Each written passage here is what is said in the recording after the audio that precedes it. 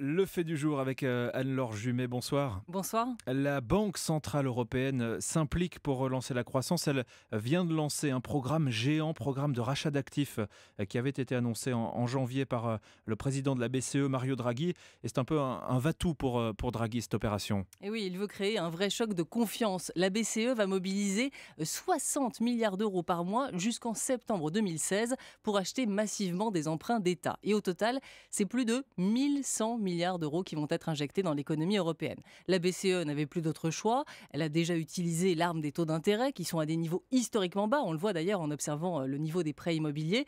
Elle a donc dégainé ce bazooka monétaire, ce qu'elle n'avait jamais fait auparavant. Bazooka, choc de confiance, est-ce que ça va changer quelque chose pour nous concrètement ? Oui, c'est le but. Ce programme doit relancer le crédit et plus largement l'économie. Les banques sont censées prêter plus. Autrement dit, vous devriez avoir plus de facilité à obtenir des crédits si vous êtes un ménage ou si vous êtes une entreprise. Ça devrait aussi doper le marché des actions et donc la richesse des entreprises cotées en bourse. Et puis un tel programme fait baisser l'euro et ça favorise les entreprises exportatrices. L'idée, c'est de créer un cercle vertueux pour l'économie avec au bout du bout une relance de l'emploi et donc une baisse du chômage. Et puis dernier point, ce programme de rachat de dette doit aussi permettre de lutter contre les menaces de déflation. L'objectif de Mario Draghi, c'est d'atteindre une inflation un peu en dessous des 2%, alors que les prix sont aujourd'hui complètement figés. Alors ça peut paraître comme une mauvaise nouvelle pour nous consommateurs, mais ce serait aussi la conséquence d'une croissance retrouvée. Et puis, ça peut aussi doper les salaires. Et puis Anne-Laure, acheter des dettes, c'était pas forcément une décision évidente à prendre pour la BCE. Eh bien non, car c'était jusque-là contre sa doctrine. Pourquoi ? Eh bien parce que c'était considéré comme une forme de soutien indirect aux États européens, y compris ceux qui ne sont pas vertueux.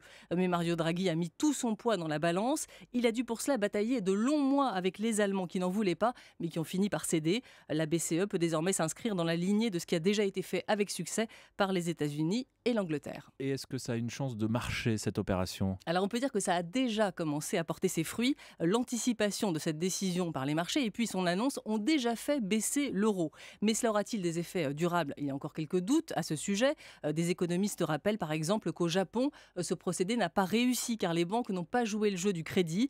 Mais on le disait, c'est un peu l'opération de la dernière chance. La BCE tente le tout pour le tout. Et Mario Draghi, lui, voit déjà l'avenir en rose. La BCE vient de réviser à la hausse ses prévisions de croissance pour cette année et l'an prochain et prédit une croissance de 2,1% dans la zone euro en 2017. Le fait du jour. Merci Anne-Laure Jumet.